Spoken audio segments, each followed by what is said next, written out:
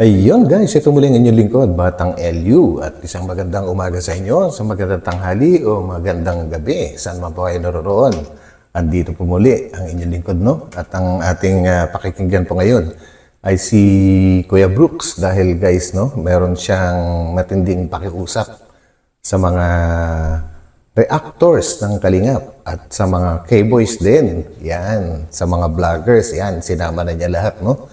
Tungkol nga dito sa ayaw pa rin tumigil na patuloy na paninira ng ayaw kong banggitin yung pangalan at maririnig na lang natin mamaya kay Kuya Brooks, maya-maya lang sa video na ating bibigyan na reaction.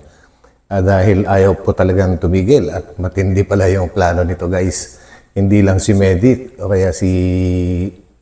o kaya Dandit ang gustong sirain, kundi talagang buong Kalingap. At yan ay maririnig natin mamaya-maya lang kay Kuya Brooks. So, yan guys. Bago tayo dumiretso doon, no? Pahingi muna ng isang thumbs up at patuloy lang din nating suportahan ang buong Team Kalingap po, no?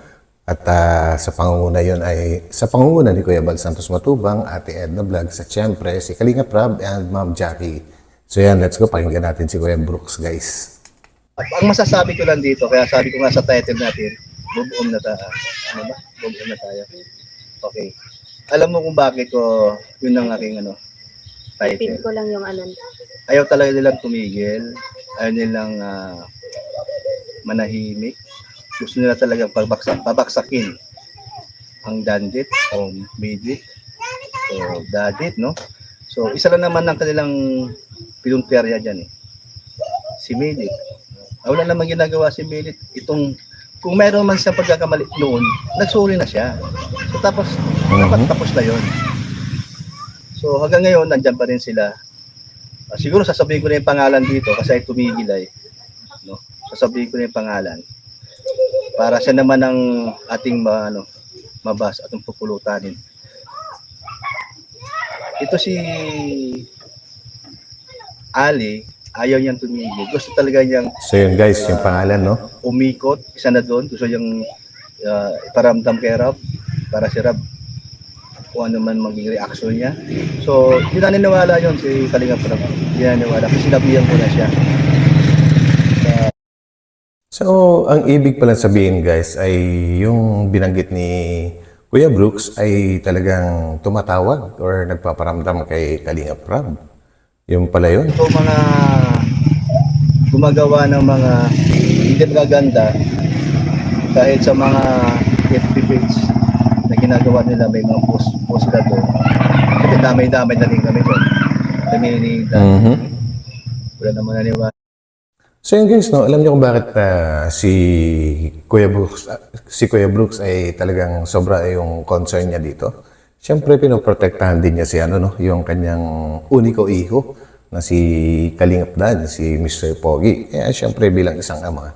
At yan ay si Kuya Brooks ay isang kapamilya na rin ng Kalingap, no? At hindi lang Kalingap, kundi pamilya Matubang talaga yan. So, kailangan niya talagang umaksyon sa mga ganitong mga pangyayari. So, ituloy natin. Sa kanila, no? Basta sila makapag-salita lang, makapagsakit ng damdamin sa kapwa, lalo na kay Medit, kawawa naman, no? So, okay maniniwala doon sa mga sinasabing yung yan. Babasahin ko yung pangalan nila mamaya kung sino-sino sila para alam nyo na. Tapos ito, umiikot talaga sila sa mga reactor. Tapos may reactor na kino-content yung Medit at Danjoy, tuwang-tuwa sila. Kaya gusto nilang pinupost nila yung Danjoy kasi Ang ibig kaya sabihin ni Kuya Brooks ay may mga na-penetrate na silang reactor. Sana naman ay mag-isip-isip din tayo po, para ang Medit, Dandit, na malusaw o ano man. Hindi nga po mangyayari yan kasi nga nagsalita na po itong si Joy na respeto lang. Respeto niya ang Team Dandit na hanggang ngayon umiiri pa. So yun guys, ewan ko kung napanood po ninyo yung Kalamansi Challenge kay Joy. Actually na upload ko rin kanina yon. And sinabi naman ni Joy na talagang may respeto siya sa team ng Dandit, no? So, actually, maraming nagagalit kay Joy dahil nasasangkot ang kanyang pangalan. Pero, hindi ako naniniwala na si Joy ang nagpaumpisa nga nito at sabi nga ni Kuya Brooks, no? Na hindi naman si Joy, kundi may tao talaga nasa likod nito, itong mga ganitong problema. And ang nakakaawa talaga dito, si Joy ay napagbibintangan, kumbaga nadadawit. Ang binibiktima, ang Dandit, pero dinadawit naman nila yung pangalan ni Joy. Yan, damay-damay na. Kasi mahalaga to. Tulong ka daw, Kuya Brooks. Mahalaga kasi ito. Pinapasok nila ang Kalingap, hindi lang Dandit o Dadit ang kanilang guguluhin o sisirain. Pati Kalingap Yun. na rin. Kaya ingat, Kalingap Grabe. Dan. Kalingap Grab. Ingat kayong dalawa. Baka may mag-offer sa inyo. Kunyari, sponsor sila. O sponsor talaga sila. Baka may ganun. Huwag niyo basta-basta tatanggapin kasi mahirap na may Guys, mukhang si Kuya Brooks ay napakaraming nalalaman po ano. At sa tingin ko naman ay may kumukontak din sa kanya na mga nagmamalasakit kay ano no, kay Medit o kaya Dandit para sabihin din sa kanya yung mga totoong mga yung sitwasyon at kung sino yung mga nasa likod nito. Kaya siya yung talagang sa ngayon ay boses. ang tawag dyan silo, no? Masisilo kayo. Bitag, Kasi bitag. itong maya-maya, sure na to, mamaya-maya babanggit ko yung pangalan nila. Huwag na huwag kayo maniniwala dito. Kaya nanawagan ako sa mga Ilan na reactor. ba sila, Kuya Brooks? Nadagdagan pa nga eh. Nanganak? Nanganak. Mga Dumadami reactor, daw. huwag sana kayong magpauto dito. Huwag sana kayong magpadala nito. Kasi gusto lang nilang pabaksakin ang love team nila ni Dan at ni Midit, no? Huwag niyong paniwalaan ito. Ako na mismo nagsasabi sa inyo. Isa lang po ang kanyang layunin. Hindi lang po itong love team na pabaksakin o sisirain. Pati Kalingap na rin po. Naku, Hindi ko matindi. maintindihan. Matindi Mabait pala. naman ito. Hindi ko malaman kung bakit gusto pa niyang hanggang ngayon sinisira yung love team na yan. Hindi sa makamove on. Pakiusap ko lang sa'yo na wala ka namang magagawa dyan. Dahil una-una, ang plano mo masama. Hindi ka magtatagumpay. Maraming Tama. nagmamahal sa Midit o Dandit. Maraming nagmamahal at maraming sumusuporta. Sabi nga nila, kung sakali mang ayaw nilang tumigil at pati mga ibang reactor sumasali doon sa isang walang ginawa, isang grupo niya na walang ginawa kundi manira, no? Hindi nila iwanan si Midit. At maraming Tama. nagmamahal mismo kay Midit. Yun. Kaya pakiusap ko kay Kalingap Dan, yung suporta mo, todo, hindi,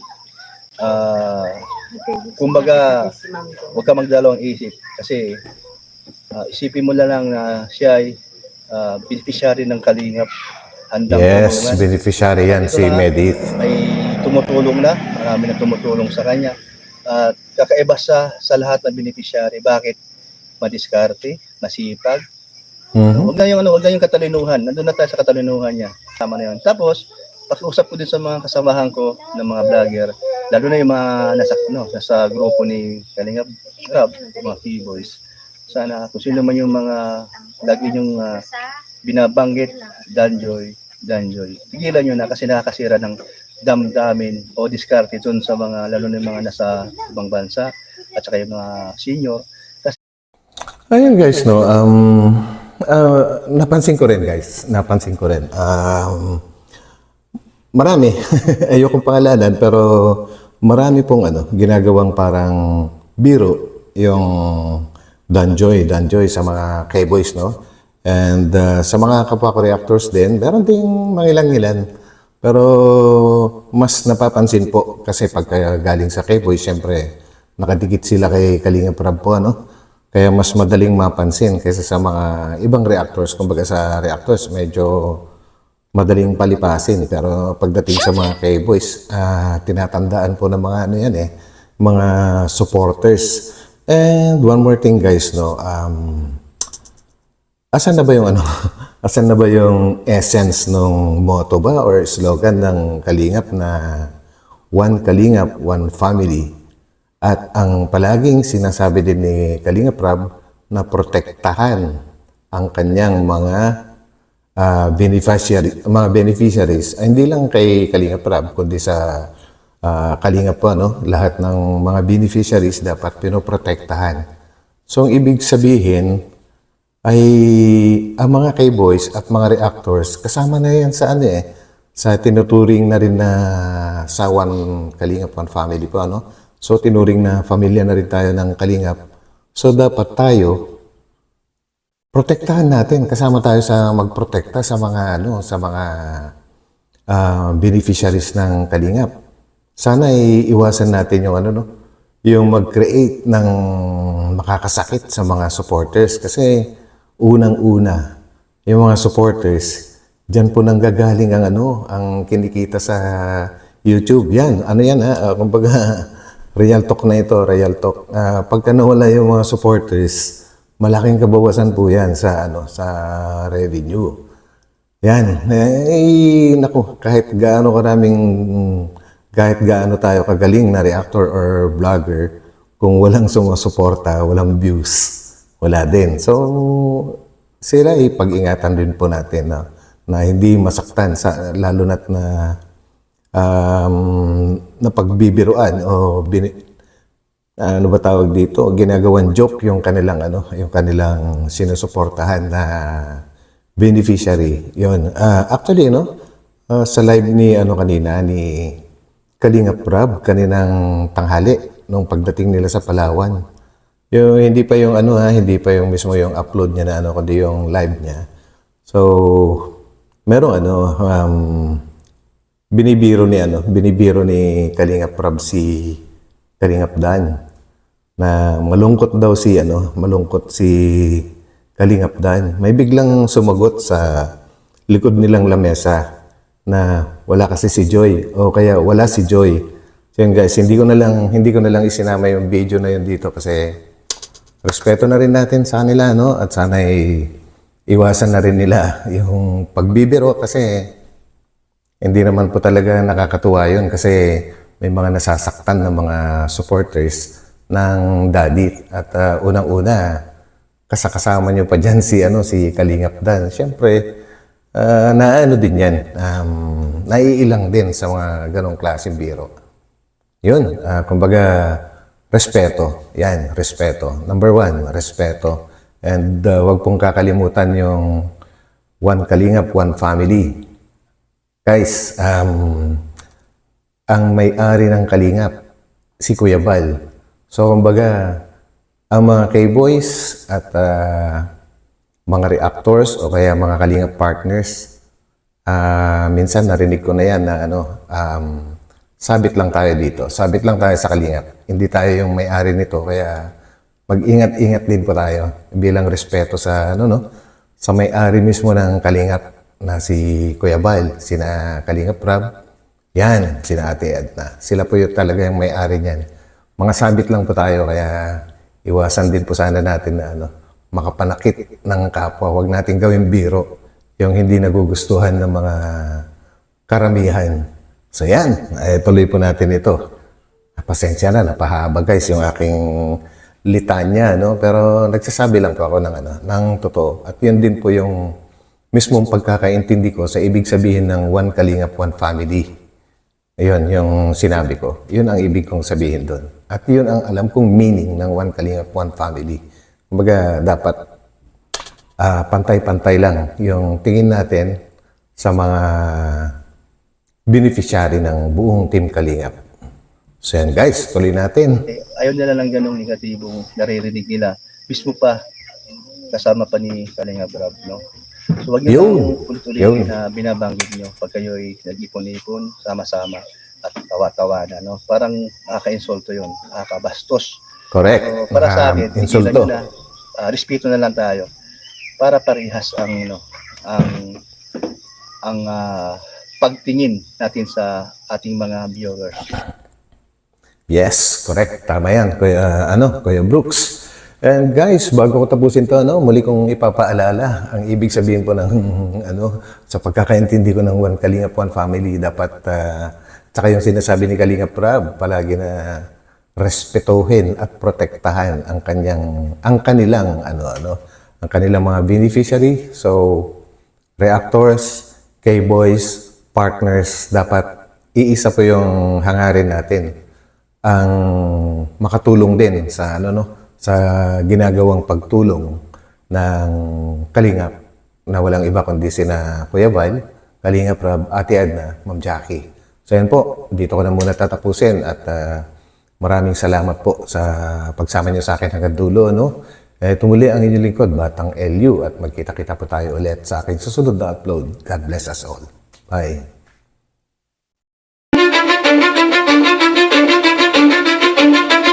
Cause I don't give a fuck what you say.